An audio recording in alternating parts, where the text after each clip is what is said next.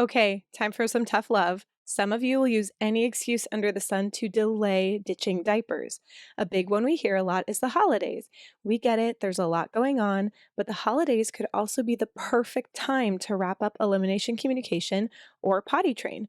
All you need is a little strategy. Here are the 5 steps to ditching diapers during the holidays, or really any time.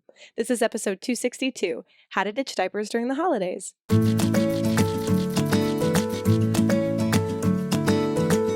Hello there. Welcome back. Thank you so much for joining me again on the Go Diaper Free podcast. I'm Nicole Cheever, and this is episode 262, How to Ditch Diapers During the Holidays.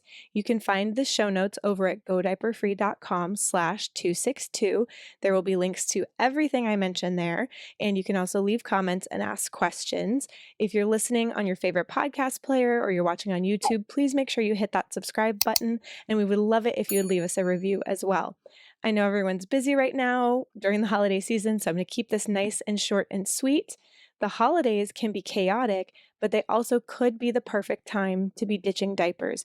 You don't have a lot of other things to focus on except for your family. Of course, if you're hosting, that may be a little bit more complicated, but usually we've got some time off work. We're really spending a lot of quality time together, and so this can really be a great opportunity. And this is coming from someone who's done this twice. So my second child, we did a hybrid plan when she was 18 months old over Thanksgiving break. We had tried it at the end of October doing EC. She was way too independent for that. And so we waited for the holiday break. We did our hybrid plan. And then right around the next holiday break in December was when we were starting to ditch nighttime diapers. So that was really great. We got it all done. My third baby, who is now a little over 2, she's an October baby. And we ditched diapers when she was about 13 months old, and we actually started on a road trip. We used the tiny ups as our backup in the car, and I just said we're going to try to use as few diapers as possible while we're on this road trip, and when we get back home, I don't want to use them anymore. And that was that. She was done during the day. So here is my 5-step plan for you to ditching diapers during the holidays based on all the information that we have available here at Go Diaper Free and a little bit of my own experience. Step number 1, have a plan.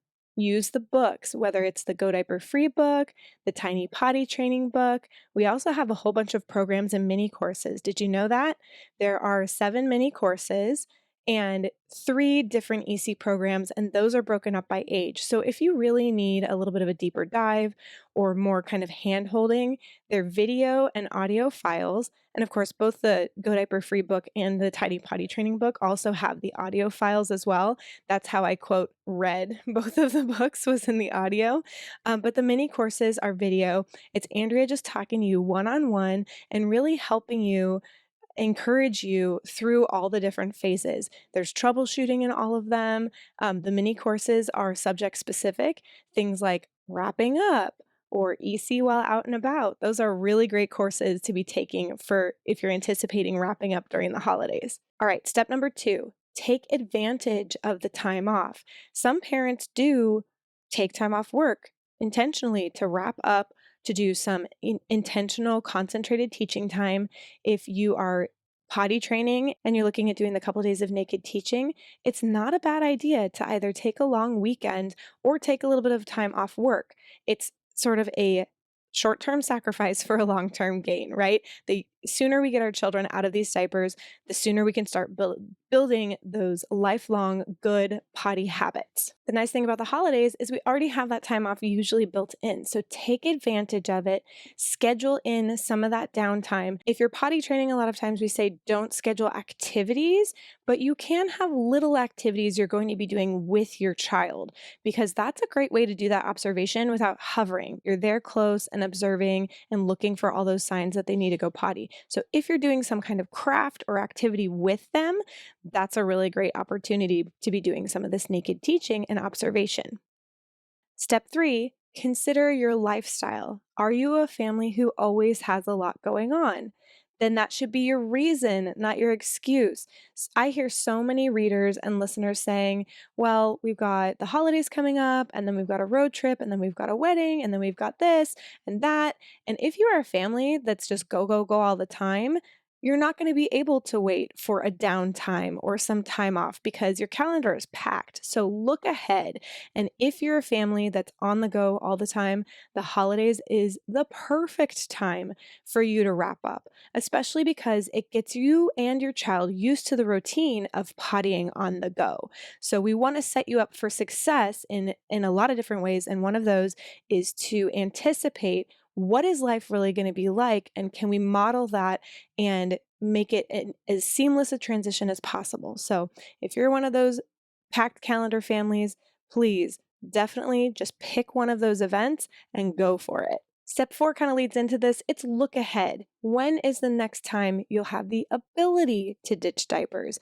If you're the type of family who only has this concentrated 3 or 4 days or maybe a week or more of time off during this time of year, are you really willing to wait a whole other year before attempting to ditch diapers again or before attempting to potty train? Just think about that for a second.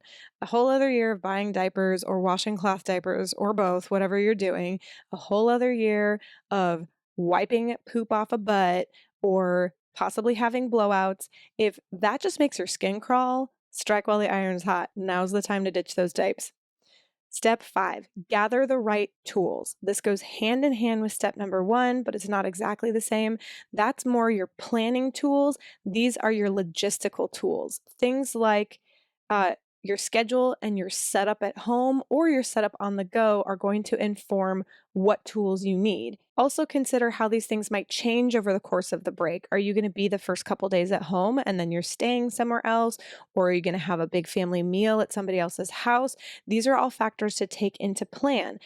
This is just like planning for naps, feeding, anything during the holidays, what you're going to bring for your baby to wear, entertainment like toys or books. You're already planning all of this out as you're intending to go on road trips or visit other people's houses. So this is just another part of it. Just like helping your baby potty is just another part of caring for them. So are we going to need a toilet seat reducer? If we are, let's have one that we're starting to practice with at home that's going to be really easy to take over to grandma's house.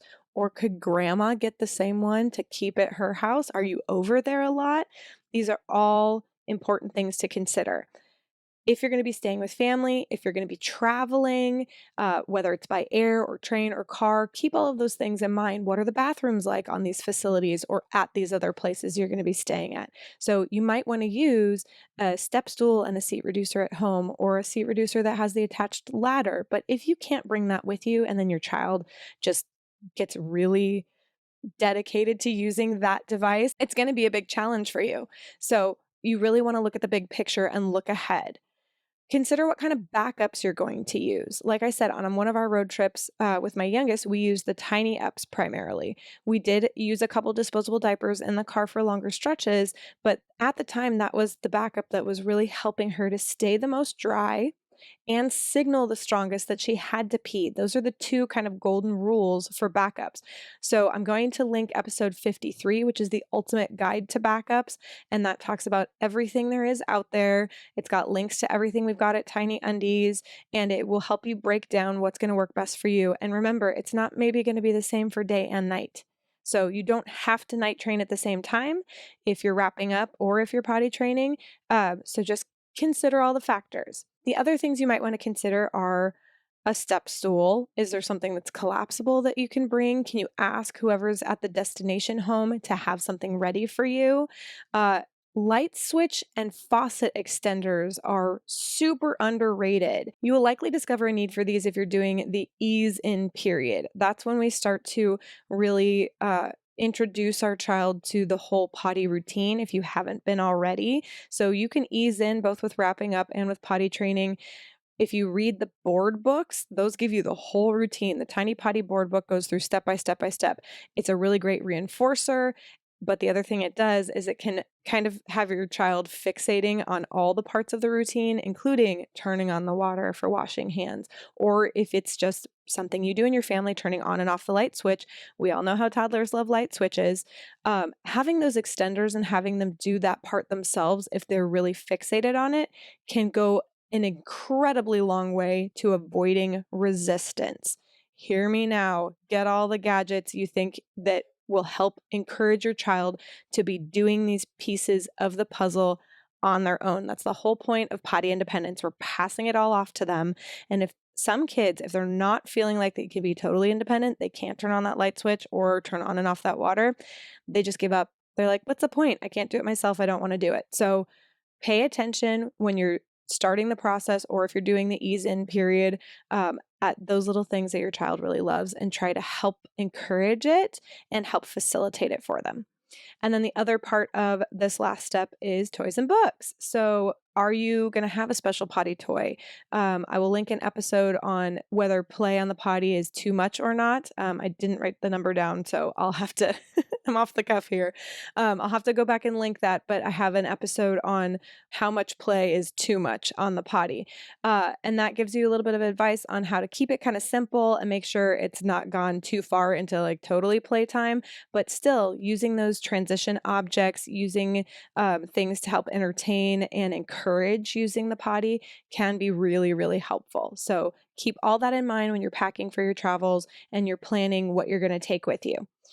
I'm just going to remind you again, we have these incredible mini courses specifically that help with this time of year and travel in general. And those are the EC While Out and About mini course, Wrapping Up EC, and Getting EC Back on Track. If you're looking at this going, we wanted to wrap up, but we kind of fell off the wagon and we don't want to be changing diapers for another year, check that course out. And then head on over to godiaperfree.com/262 and let us know, have you ever ditched diapers during a holiday break? How did it go? What would you add to this list? That's it. Thank you so much for sticking with me during this very busy time of year. I hope everyone is having and has had a wonderful holiday season. We've got one more episode left of 2023, and that one's going to be teaching your toddler how to climb onto the big potty. So don't miss that one next week. Thanks, everyone, and we'll see you then.